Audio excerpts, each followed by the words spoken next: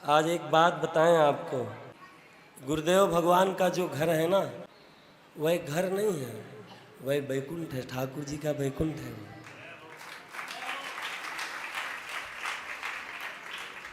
और आज मेरे ऊपर कृपा करने, देखो मैं बहुत बचपन से आ गया था पूज्य गुरुदेव की सेवा में। हमारे गुरु जी की कथा हुई थी चित्रकूट में। उस समय हम चौथी पाँचवीं क्लास में पढ़ते थे। तो हमारे पिताजी साइकिल से लेकर के हमको कथा सुनाने जाते थे। तो इतना प्रेम हुआ कि हम 10वीं के पेपर दे करके 11वीं के पेपर दे करके और घर वालों को बिना बताए वृंदावन भाग आए। और फिर हमको देखो, गुरु के घर में सब गुरु ही होते हैं, चाहे भाभी माँ हो, चाहे दीदी माँ हो, चाहे पूज्य गुरुदेव भगवान हो। गुरुपुत्र तो गुरु ही हैं। तो ये सद्भाग्य रहा, फिर गुरुदेव मिले मुझको महाराज जी।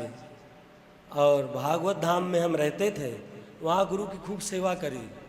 आश्रम में रहते थे तो गुरु जी ने गैस सिलेंडर चूल्हा सब भिजवाया था। गुरु जी की व्यस्तता हमेशा रहती है, कथाएं रहती थी। तो वहाँ रोटी बनाते थे तो उंगलियां जल जाती थीं, कभी छाले पड़ जाते थे। तो बगल से कभी खिचड़ी मांग के ले आते, कभी कुछ ऐसा रहता। तो एक दिन बिहारी जी गए और जा कर के वहाँ बहुत रोए। मैंने कहा वृंदावन हम क्यों आए हैं, इससे अच्छा हम माता पिता के पास रहते। तो उसके बाद फिर पूज्य महाराज जी इंद्रेश जी आए वहाँ आश्रम में। तो वहाँ क्रीड़ा में थोड़ा मित्रवत संबंध हुए। फिर महाराज जी ही गुरुदेव की सेवा में ले गए और बोले पिताजी ये आपकी सेवा में रहेंगे। और फिर हम वहाँ बहुत निष्ठा से गुरु जी की सेवा किए। और मेरे लिए तो ये सब कुछ है। आज मैं जो कुछ भी जो भी कह लेता हूँ। मेरी बहन का जब विवाह हुआ, सरकारी लड़का पिताजी ने देखा तो घर में केवल 500 रुपये थे। तो हम जा करके गुरु जी के पास रो पड़े। मैंने कहा गुरु जी संबंध छोड़ने लगता है, पैसे नहीं हैं। तो गुरु जी ने कहा हृदय से लगाया, बोले मैं बैठा हूँ ना, तू संबंध के लिए हाँ कर दे अपने पिताजी से। हमने हाँ कर दिया। तब सरकार की शुरुआती कथाएं चालू हुई थी, 1-2 कथा हुई थी। तो सरकार से मैं ज़्यादा नहीं, मैं जा करके सरकार ने कहा पिताजी से बोलो। तो हमने गुरुदेव भगवान से बोला, हृदय से लगाया गुरु जी ने। अब झांसी में कथा चल रही थी, हम सेवा में थे। तो मैंने कहा गुरुजी बहन का तिलक है परसों, अब हमको जाना चाहिए। तो बोले जाओ। हमको पता भी नहीं चला। और हमारे सूटकेस में चोरी से गुरुजी ने कुछ उसमें द्रव्य रख दिया और कहा जा कर के खूब प्रेम से विवाह करना, हमको पता भी नहीं है। तो अब हम जब घर पहुँचे, जब हमने अपने सूटकेस को खोला तो उसमें पैसे थे बहुत सारे। फिर गुरुजी का फ़ोन पहुंचा, बोले अच्छे से विवाह करो और किसी चीज़ की कोई कमी लगे तो मुझे बताना। सरकार का नाम लेकर के बोले कि मैं भेजूंगा भैया को, तो वह जा कर के पूरी मदद करेंगे, कोई चिंता मत करना। तो मैं तो जो कुछ भी हूँ, आज जितने संतों का मुझे सानिध्य मिलता है, जो भी संत मुझे प्रेम करते हैं, ये सब मेरी सरकार की वजह से है। इनका स्वभाव पता है कैसा है। हम और गुरुदेव दिल्ली रहते थे, तो पिताजी का एक्सीडेंट हुआ। मैंने कहा गुरुजी सरकार पिताजी अब ठीक हैं, अब नहीं चल। बोले नहीं चलना है। तो ले गए हमको गांव। तो अब हमने होटल में, और उस समय बहुत छोटे थे हम भी, सब पूरी व्यवस्था किए। तो सरकार बोले तुझे मेरी सौगंध है, मैं घर में ही रहूँगा। मैंने कहा मेरा घर आपके रहने लायक नहीं है गुरुजी, मैं क्या करूँ। तो हमको सौगंध दे दी। और छोटा सा ऊपर जो कमरे था वहीं सहजता बता रहे हैं हम साथ रहते हैं तो प्रशंसा कर रहे हैं। भाव ये नहीं है, जो मैं दिल से जीता हूँ। मैं आज भी साथ रहता हूँ पर मैं उनसे कभी नज़र नहीं मिलाता हूँ। और प्रेम इतना करते हैं जैसे राम जी भरत को करते थे। कोई हमारी कितनी भी गलती बता दे, और हमेशा बहुत प्रेम करते हैं सरकार हमको। तो हमको बोले कि यहीं सोएंगे। तो उसी छत में जो गाँव के देहाती गद्दे थे, नया चद्दर था, वहीं सोए महाराज जी। बोले तुम कैसी बात करते हो, ऐसा सरल स्वभाव है। अभी पता है बेंगलोर में आपने देखा होगा श्री श्री रविशंकर जी के यहाँ एक घटना घटी। ये बातें जो संघ वाले हैं उन्हीं को पता रहते हैं। तो वहाँ राज्यपाल जी साथ में बैठे हैं, एक प्रदेश के मंत्री बैठे हैं, महाराष्ट्र के उप मुख्यमंत्री आदि सब बैठे थे, सबसे बातें चल रही थी। तो किसी शिष्य का फोन आया, महाराज जी की किसी शिष्या का, वो रो रही थी, बहुत व्याकुल थी, हमारे पास आया तो दूरभाष में वह रो पड़ी, बोली मेरी बात करा दो गुरु जी से, मैं बहुत व्यथित हूँ। तो मैंने कान में धीरे से कहा, मैंने कहा गुरुदेव एक कोई बेटी है वो रो रही है। तो उन सब गणमान्यों को छोड़ करके उठ करके बाहर आए, बोले पहले उसका समाधान करेंगे। तो ऐसा सरल स्वभाव है और इतनी कृपा रहती है। हमेशा कहते हैं कि देखो पिताजी से खूब संस्कार सीखा है, खूब आगे बढ़ो। एक बात बताएं, जैसे हमारे इंद्रेश जी महाराज हुए, पूज्य सरस निकुंज वाले महाराज हुए, पूज्य हमारे गुरुदेव भगवान हुए, पूज्य बागेश्वर वाले महाराज जी हुए, पूज्य मुरारी बापू हुए, पूज्य भाई श्री हुए, इन लोगों को जो भगवान ने भेजा है ना, पूज्य प्रेमानंद बाबा हुए, तो ये सब ठाकुर जी के ही रूप हैं जो हम जैसे जीवों का कल्याण करने के लिए आए हैं। उनको ठाकुर जी ने ही भेजा है, हम पर कृपा करने आए हैं। 3 दीदी हैं, कभी बचपन में कोई गलती करते थे तो प्रेम से डांटती थीं और फिर बहुत प्रेम करती थीं। अब माता जी का हम बताएं, जब बहन की शादी थी ना, तो माता जी ने किसी को आज भी नहीं बताया होगा, दीदी लोगों को, आज रहा नहीं जा रहा हमसे। माता जी ने हमको सोना चांदी आदि तक दिया था बहन के लिए कि तू जा प्रेम से कर।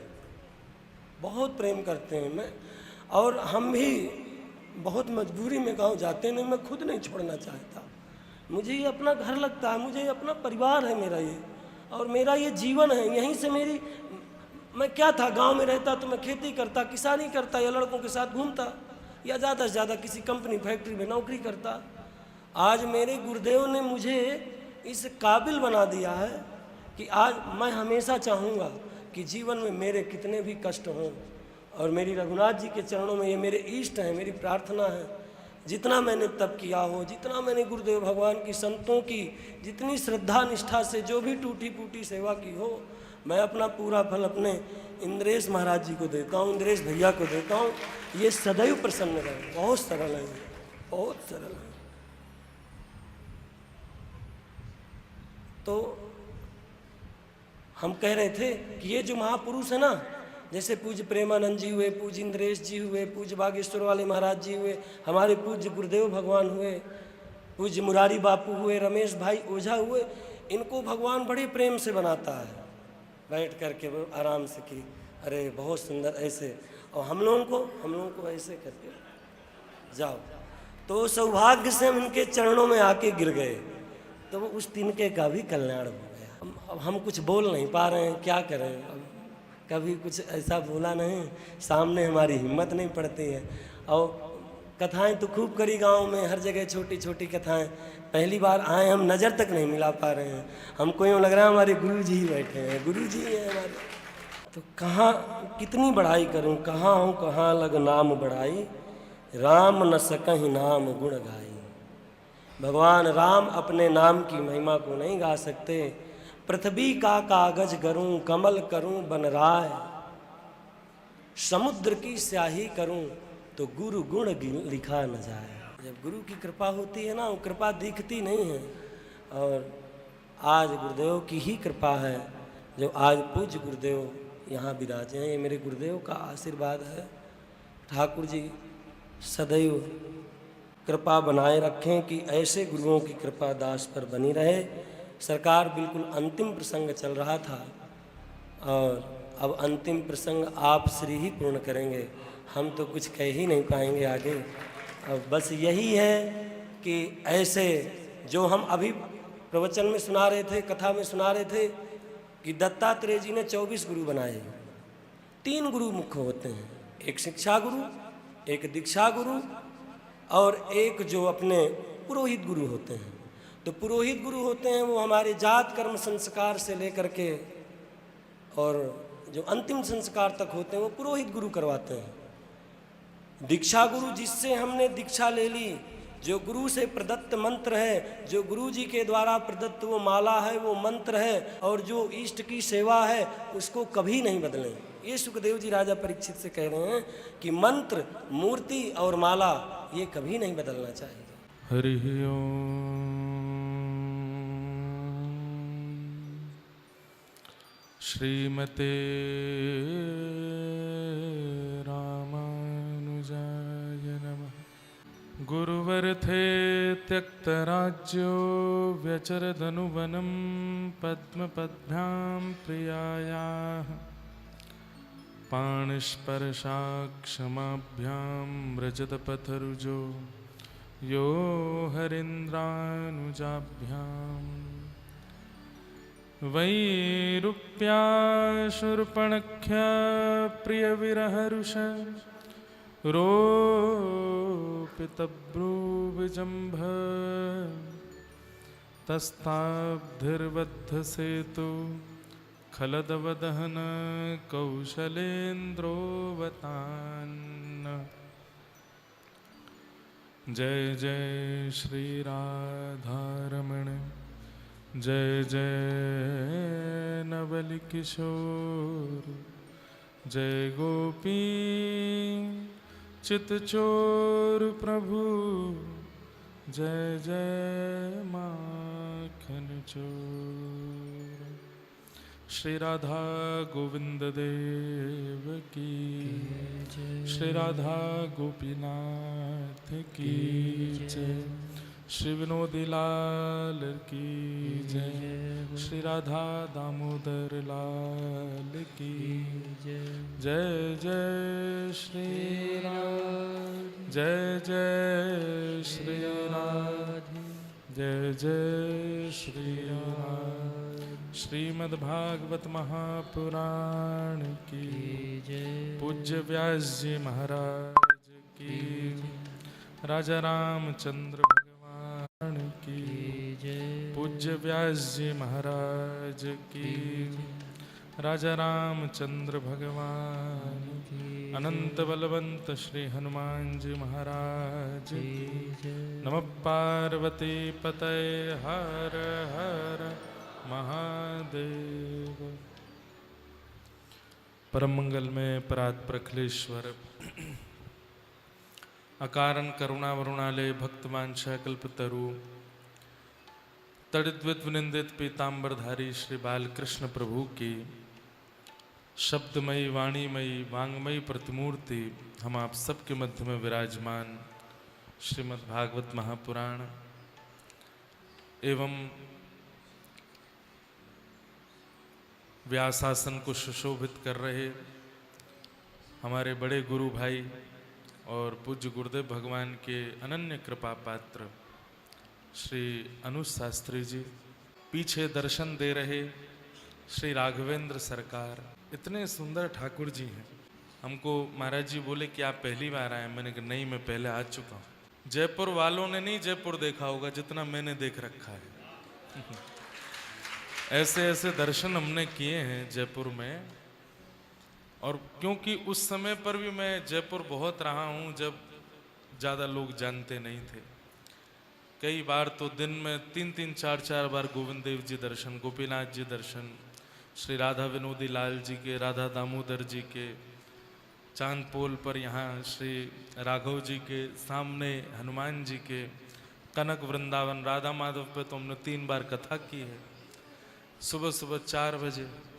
तो जयपुर के कई ऐसे स्थान हैं वो तो वैसे दर्शन किए हैं। और यहाँ के श्री राघव जी का दर्शन तो अद्भुत है, बहुत सुंदर। जब पहली बार अकिंचन करने का मन बना था तो पहली बार मैं यहीं आया था। सोच रहे थे कि यहाँ छत पे अकिंचन करेंगे सुबह 4 बजे, पर बाहर मार्केट है, 5-6 बजे से गाड़ियों का शोर शुरू होता है, तो कोई एकांत जगह चाहिए थी। तब राघव जी ने आज्ञा करके धनुष बाण से देखो ऐसे आज्ञा की वहाँ जाओ। कहाँ? जल महल के बगल में। तब कनक वृंदावन गए, वहाँ कथा हुई। आज यहाँ पुरुषोत्तम मास का विश्राम दिवस और श्री राघव जी की पावन सन्निधि, माधव जी की मधुर कथा और श्री चांदपोल हनुमान जी सामने सुन रहे हैं, दक्षिण मुखी हनुमान जी यहाँ सुन रहे हैं। और हमारे चित्रकूट के जो कि श्री राघव जी को अति प्रिय है, जैसे ठाकुर जी को वृंदावन अति प्रिय है, ऐसे राघव जी को अति प्रिय, अयोध्या से भी ज़्यादा प्रिय है श्री चित्रकूट धाम। और श्री कामतानाथ भगवान के चरणों से पधारे हमारे अनुज जी आप सबको कथा सुना रहे हैं। आज खूब भावुक हो भी रहे हैं और बाकी सबको भी कर रहे हैं। हमने सोचा हम अगर हो गए तो क्या होगा, हम पे तो शांत और नहीं हुआ जाता, तो इसलिए ये बोल रहे थे। हम वहाँ खड़े अनुज जी, हमको यहाँ से अनुज जी ही दिख रहे हैं। अनुज कौन है? श्री लक्ष्मण जी, वही दिख रहे थे। और तब मन में आ रहा था कि 14 वर्ष राम वनवासु, लेकिन अगर लक्ष्मण जी नहीं होते तो शायद राम जी 14 दिन में ही वापस आ जाते, और या फिर भरत जी जब गए थे लिवाने के लिए श्री राम जी को चित्रकूट, राम जी शायद उसी दिन ही वापस आ जाते।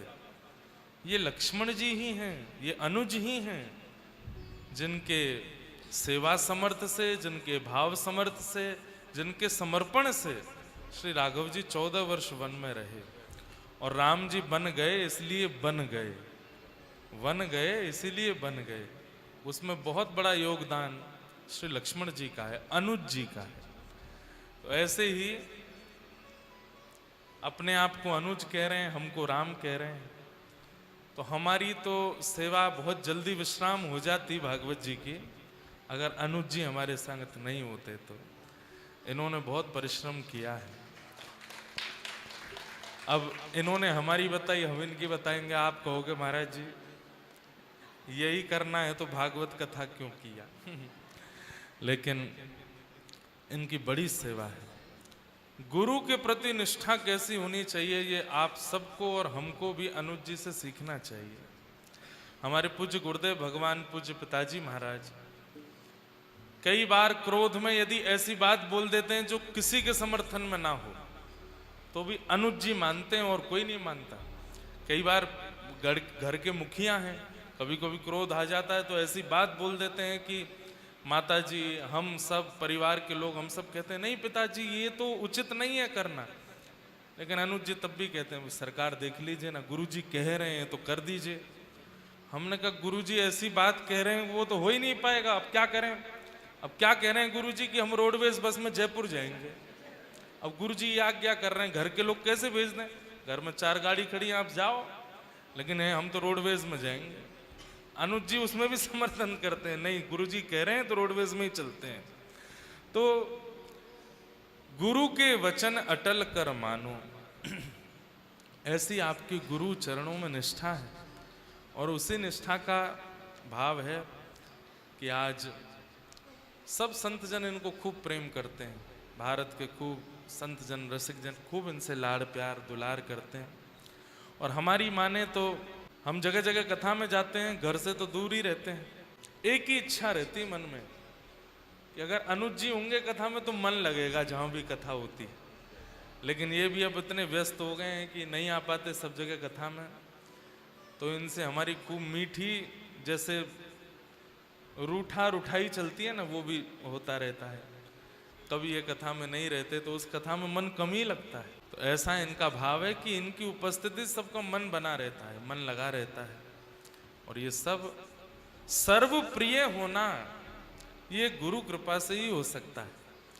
कोई एक का प्रिय, 4 का प्रिय, 5 का प्रिय बन जाए, लेकिन सर्व प्रिय यदि कोई बन रहा है, और सर्व प्रिय में भी भीड़ का प्रिय तो कोई भी हो सकता है, लेकिन गिने चुनों का प्रिय बने, ये भगवत कृपा है।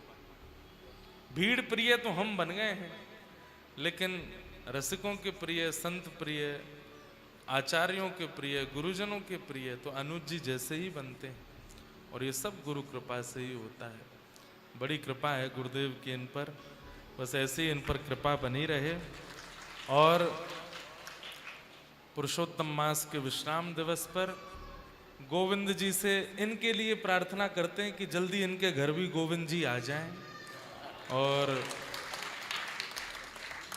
हम सबको, वैसे तो हम चाचा हैं, लेकिन ताऊ बुलवाएंगे जबरदस्ती क्योंकि हमारे अनुज जी अब विवाह को समय हुआ है, अब गोपाल जी आने चाहिए, भागवत जी की सेवा आगे बढ़े। कामतानाथ प्रभु की सेवा, चित्रकूट में इतना सुंदर स्थान है इनका, मलुकपीठ वाले महाराज जी परिक्रमा करते हैं, वहाँ जरूर जाते हैं। जहाँ आपका स्थान है, वहाँ पर श्री ठाकुर जी श्रीदेवी और भूदेवी दोनों के साथ में विराजमान है। और जिस माया से नारद जी को आनंदित किया, लीला करी, उस लीला की झांकी आपके घर में विराजती है। तो इसलिए खूब प्रेम है, खूब भाव है। हम ज़्यादा कुछ तो नहीं कहेंगे, नज़र नहीं लगे, बस हमारी और इनकी मित्रता ऐसी बनी रहे। जैसे राघव जी और श्री लक्ष्मण जी सदा एक दूसरे के, हम पिताजी से कथा में सुनते हैं कि लक्ष्मण जी बाल्यकाल में जब रोते थे तो माताएं दूध पिवाती तब भी शांत नहीं होते, मिष्ठान देती तब भी शांत नहीं होते, कुछ और देती तब भी शांत नहीं होते।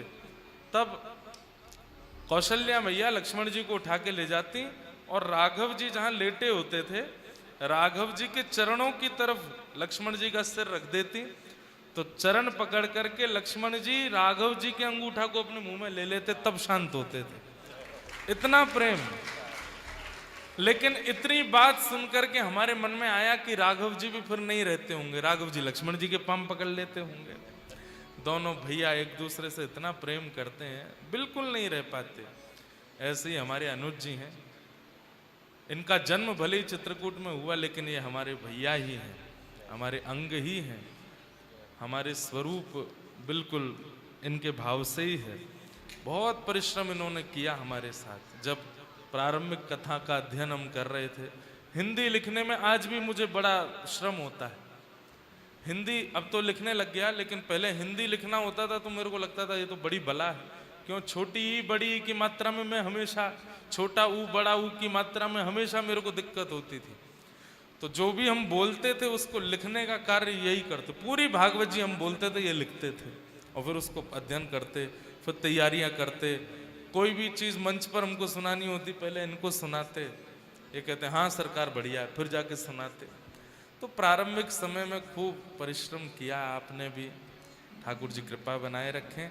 आज कथा का विश्राम दिवस, श्री दत्तात्रेय के 24 गुरु के विषय में आप बोल रहे थे।